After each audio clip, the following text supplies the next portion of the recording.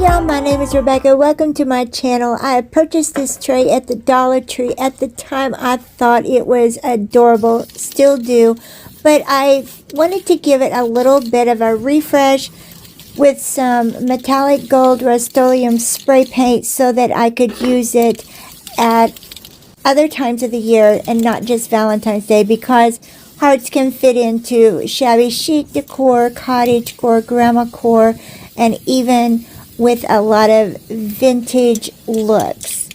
I didn't want to be specifically tied to Valentine's Day. I have purchased this set of 3 hearts at Bailey's in North Judson, Indiana for 99 cents, and they have just been sitting in my craft room gathering dust. So I'm going to take some Dollar Tree spackle.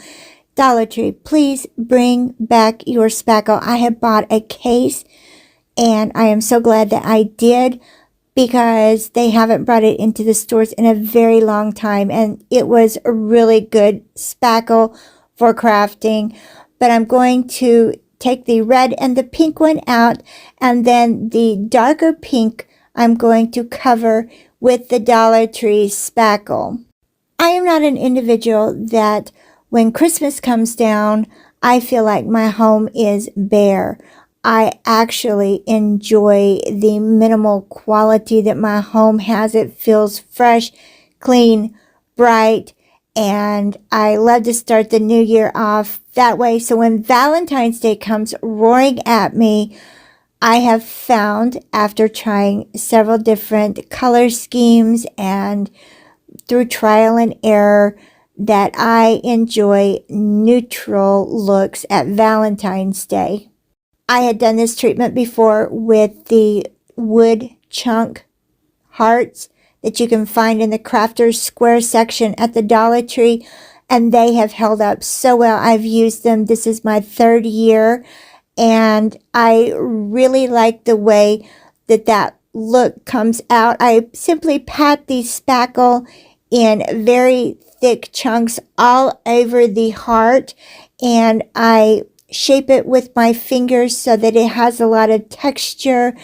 Just be prepared if you want to recreate this look that it is messy. So I am doing it over a Dollar Tree plastic bag, but I just want to make sure that every side of the heart and all of the edges are covered in the spackle. And then before it dries, I'm going to take some metallic gold rub and buff, and I'm going to put that on a brush and pat it in to the spackle. Now it's going to look dull and it's going to look dark, but it really adds a little bit of dimension to this, because once it dries, then I'm going to gently dust over the areas with more rub and buff. That way I have 2 different colors playing off of the white, and it gives a lot of depth to this little heart, and it makes it have a very high-end quality. While you're here, go ahead and hit that subscribe button and hit the notification bell so that you know when I've uploaded my next video.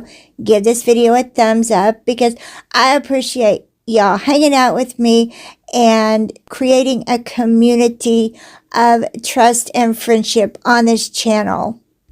I have created a playlist of neutral Valentine's Day decor pieces that I have made. I will put that playlist in the end cards. If you feel very overwhelmed by a lot of reds and pinks, and you would like to bring in a little bit of Valentine's Day without a lot of color and stimulation, then hit that playlist and watch what I have created over the past couple of years.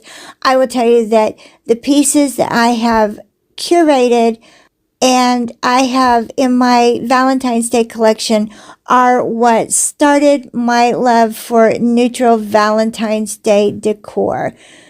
Thank you so much for hanging out with me. I really do appreciate it. Y'all are amazing, and I appreciate the time that you spend with me on my channel, watching me and supporting me. You do not know how much I truly love each and every one of you. So thank you so much for watching Crafts, Laughs, and Chaos. I'll catch y'all in the next one.